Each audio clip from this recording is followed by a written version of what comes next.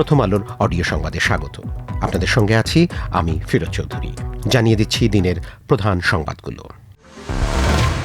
এবারের পবিত্র ঈদ উল ফিতরের আগে পরে 15 দিনে দেশে 373টি সড়ক দুর্ঘটনায় 298 জন নিহত হয়েছেন। তাদের মধ্যে নারী 46 জন ও শিশু 67। প্রতিদিন গড়ে নিহত হয়েছেন 20 জন। সবচেয়ে বেশি দুর্ঘটনা ঘটেছে চট্টগ্রাম বিভাগে। রোড সেফটি ফাউন্ডেশনের ঈদ যাত্রায় সড়ক দুর্ঘটনার প্রতিবেদনে এই চিত্র উঠে এসেছে। বৃহস্পতিবার গণমাধ্যমে পাঠানো এই প্রতিবেদনে বলা হয়, তারা 14 থেকে 28 মার্চ পর্যন্ত এই 15 দিনের সড়ক দুর্ঘটনার তথ্য নিয়েছে। 9টি জাতীয় দৈনিক, 17টি জাতীয় আঞ্চলিক অনলাইন নিউজ পোর্টাল, ইলেকট্রনিক গণমাধ্যম এবং নিজস্ব তথ্যের ভিত্তিতে এবারের ঈদ যাত্রা কেন্দ্রিক দুর্ঘটনার প্রতিবেদন তৈরি করেছে রোড সেফটি ফাউন্ডেশন। তাদের হিসেবে গত বছরের ঈদ উল ফিতরে ঈদ যাত্রায় প্রতিদিন গড়ে 22 জন নিহত হয়েছিলেন। ভোক্তা পর্যায়ে বেসরকারি খাতের তরলীকৃত পেট্রোলিয়াম গ্যাস এলপিজির দাম এপ্রিলে প্রতি কেজিতে বেড়েছে 32 টাকা 30 পয়সা। এতে বাজারে সবচেয়ে বেশি ব্যবহৃত 12 কেজি এলপিজি সিলিন্ডারের নতুন দাম হয়েছে 1728 টাকা। বৃহস্পতিবার নতুন দাম ঘোষণা করেছে Bangladesh energy regulatory commission BERC। নতুন দাম আজ সন্ধ্যা 6টা থেকে কার্যকর হয়েছে।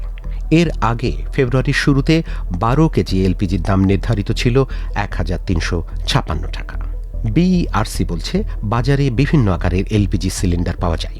এখন থেকে প্রতি কেজি এলপিজির দাম 144 টাকা 4 পয়সা। এই হিসাবে বিভিন্ন আকারের এলপিজি সিলিন্ডারের দাম নির্ধারিত হবে। সরকারি কোম্পানির সরবরাহ করা এলপিজির 12.5 কেজি সিলিন্ডারের দাম 825 টাকা অপরিবর্তিত রাখা হয়েছে। অন্যদিকে গাড়িতে ব্যবহৃত এলপিজি বা অটো গ্যাসের দাম প্রতি লিটারে 79 টাকা 77 পয়সা নির্ধারণ করা হয়েছে।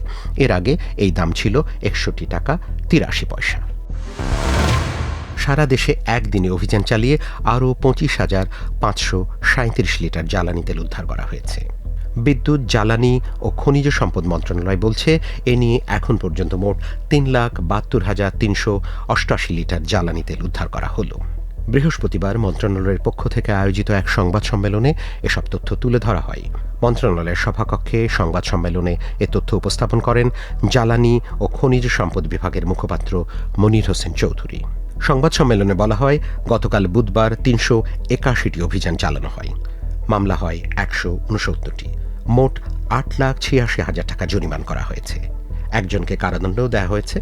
25,132 লিটার ডিজেল, 10 লিটার অকটেন এবং 395 লিটার পেট্রোল জব্দ করা হয়েছে এসব অভিযানে।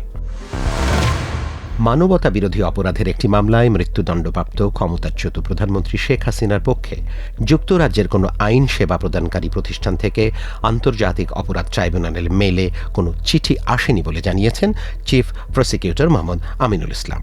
তিনি বলেছেন, সে ধরনের কোনো চিঠি এলে ওই আইন সেবা প্রদানকারী প্রতিষ্ঠান এবং যাদের পক্ষ থেকে আসবে তাদের বিরুদ্ধে আইনি ব্যবস্থা গ্রহণ করা হবে। আন্তর্জাতিক অপরাধ ট্রাইব্যুনাল নিজ দপ্তরে বৃহস্পতিবার বিকেলে সাংবাদিকদের চিফ প্রসিকিউটর কথা জানান। চিফ প্রসিকিউটর বলেন, সাংবাদিকদের মাধ্যমে গতকাল বুধবার তিনি জানতে পারেন কিংসলেন নেপালি নামে একটি ল ফার্ম শেখ হাসিনার পক্ষে একটি চিঠি দিয়েছে। আন্তর্জাতিক অপরাধ ট্রাইব্যুনাল অথবা প্রসিকিউশনের মেলে এরকম কোনো চিঠি আসেনি। কিছু সাংবাদিক কিভাবে পেয়েছেন তা তিনি জানেন না। একজন সাংবাদিক তাকে হোয়াটসঅ্যাপে সেই চিঠির একটি কপি দিয়েছেন। গণভোটের রায় বাস্তবায়নের দাবিতে রাজধানীতে বিক্ষোভ সমাবেশ ও মিছিলের ডাক দিয়েছে জামায়াতে ইসলামীর নেতৃত্বাধীন 11 দলীয় নির্বাচনী ঐক্য। আগামী শনিবার বিকেলে বাইতুল মোকাররম মসজিদের উত্তর গেটে এ সমাবেশ ও মিছিল অনুষ্ঠিত হওয়ার কথা রয়েছে। বৃহস্পতিবার দুপুরে 11 দলের লিয়াজো কমিটির বৈঠক শেষে জামায়াতে ইসলামের সহকারী সেক্রেটারি জেনারেল হামিদুর রহমান আজাদ সাংবাদিকদের এ তথ্য জানান। রাজধানীর গুলশানের একটি বাসায় এ বৈঠক অনুষ্ঠিত হয়। এই ছিল এখনকার মতো। প্রথম আলোর অডিও সংবাদ শুনুন আমাদের ফেসবুক পেজ, ইউটিউব চ্যানেল এবং prothomalo.com-এ। ধন্যবাদ।